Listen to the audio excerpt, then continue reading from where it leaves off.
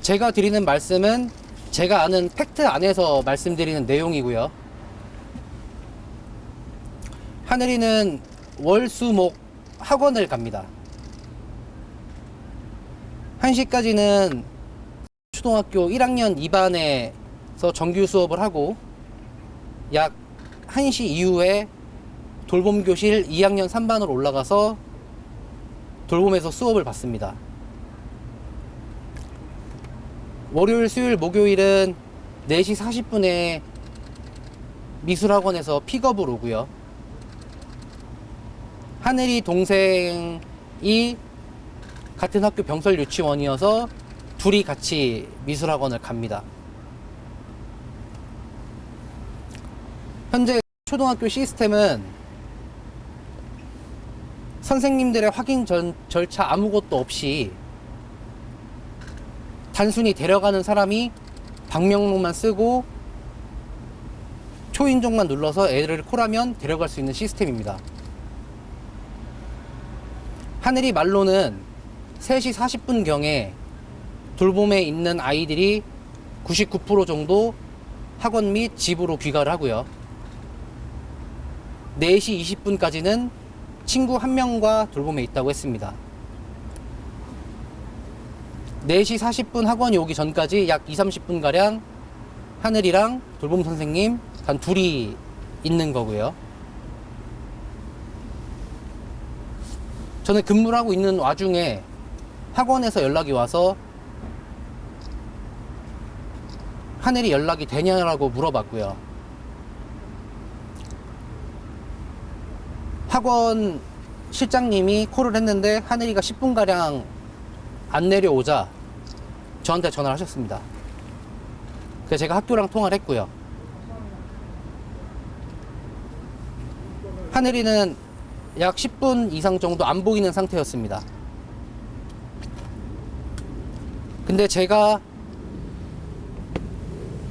위치 추적, 알람, 실시간 음성을 들을 수 있는 어플을 하늘이한테 깔아놔서 학원 측과 얘기한 이후에 그 어플을 통해서 하늘이의 상황을 실시간으로 듣고 있었고요. 그 시각은 약 4시 50분 정도부터 제가 듣기 시작했습니다. 그때부터 하늘이의 목소리는 아무것도 들리지 않았고요. 나이가 있는 여자의 거친 숨소리가 계속 들렸습니다. 약 100m 전력 질주한 그런 헥헥거리는 소리가 들렸고요. 서랍을 여닫는 소리가 계속 들렸습니다. 그리고 하늘이 핸드폰으로 제가 알람을 계속 울리면 하늘이가 매너 모드든 무음이든 상관하지 않고 계속 알람 소리가 울리는데 그거를 강제적으로 종료하는 소리, 하늘이 핸드폰 진동이 울리는 소리가 1시간가량 들렸고요. 그래서 저희 어머니, 제 와이프, 학교 선생님들, 그 다음에 경찰관님들 이 학교 수색을 하기 시작했습니다. 하늘이는 발견되지 않았고요. 제가 현장에 도착했을 때쯤에는 경찰관님들이 하늘이 신호가 옆에 아파트인 502동에서 잡힌다고 얘기를 하셨습니다. 저희 전부 인원들은 수색을 했고요. 수색하는 와중에 제가 경찰관님한테 얘기를 했습니다. 소리가 무조건 실내입니다.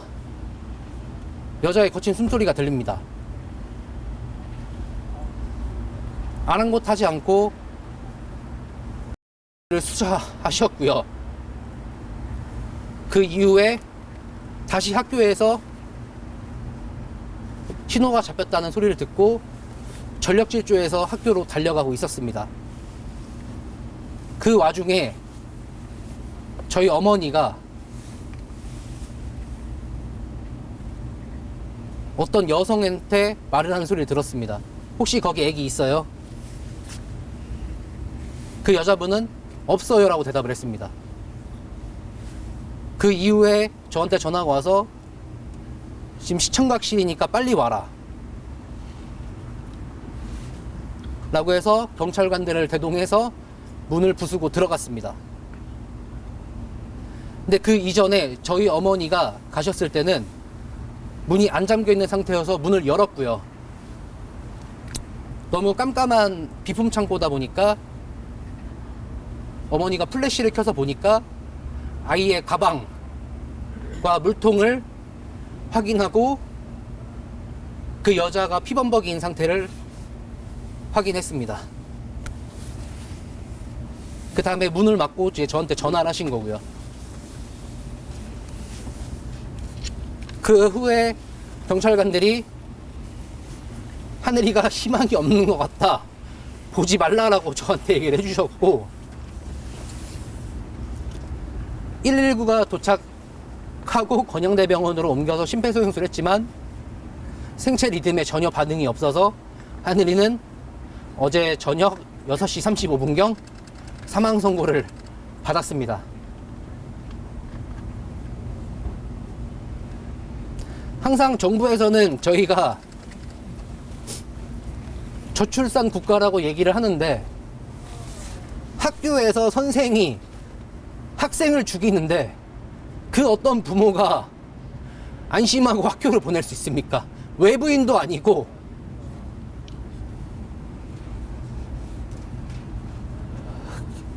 기간제 교사 계약직도 아닌 정교사가 제 딸을 죽였습니다. 하늘이는 왼쪽 목, 겨드랑이 등 수십 군데에 칼을 찔렸고, 저항을 한 흔적으로 있는 것 같은 게 손에도 엄청난 칼자국들이 있었습니다.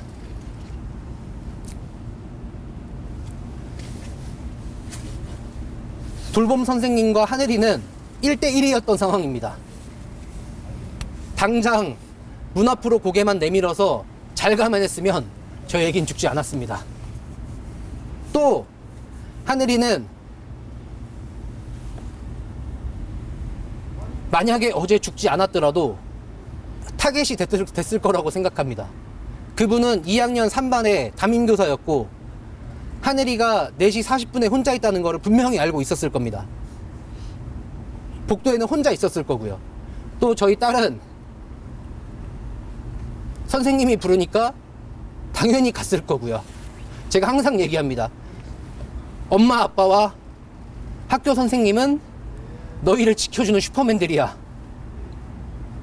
근데 다른 곳에서 너를 부르면 그거는 조심해야 돼. 근데 학교 선생이 죽였습니다. 이유? 그 사람이 어떻게 됐는지 저 아무것도 경찰한테 들은 거 없습니다. 지금 어떤 상황인지도 모릅니다. 부검? 살인이니까 해야 된다고 합니다. 방금 전에 검찰이 와서 부검 안 해도 된다고 합니다. 이게 뭡니까 도대체? 저는 그분이 학교 측 관계자 얘기를 들었을 때 우울증을 앓고 있어서 6개월 정도 휴직을 했었고 12월 말에 복직을 했다고 들었습니다. 그분 아들이 이번에 수능을 봤다고 들었습니다. 48살 여자분이고요. 하늘이가 죽지 않아도 누군가 타겟은 됐을 거고, 하늘이가 어제 살았다면 내일 또 무슨 일이 일어날 줄 모르는 상황이었던 것 같다고 확신합니다. 어플로 핸드폰 소리를 들었을 때 말씀드렸다시피 서랍을 여닫는 소리가 계속 들렸고요. 저는 그 안에 시카를 숨겨놓았다고 100% 확신하고 이거는 계획적인 범죄라고 100% 확신하고 있습니다. 제2의 하늘이가 나오지 않을 수 있도록 정부는 하늘이법을 만들어서 심신미약인 선생님들의 치료를 학교에 하교하는 저학년들의 책임질 수 있는 모습을 만들어야 된다고 생각합니다.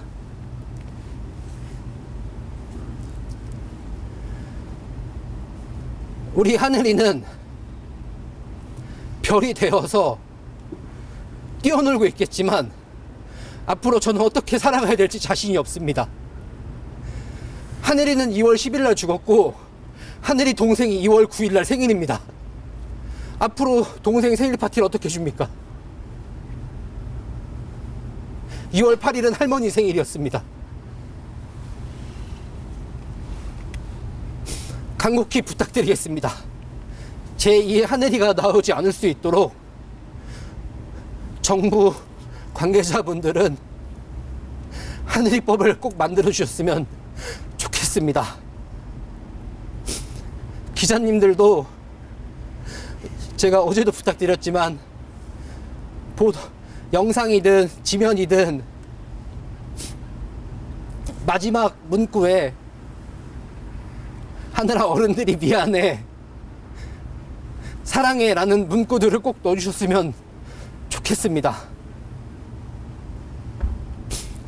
저는 앞으로 하늘이 동생을 위해서 살아갈 거고요. 하늘이가 사랑하고 좋아하던 친구들을 더 아껴줄 예정입니다. 다시는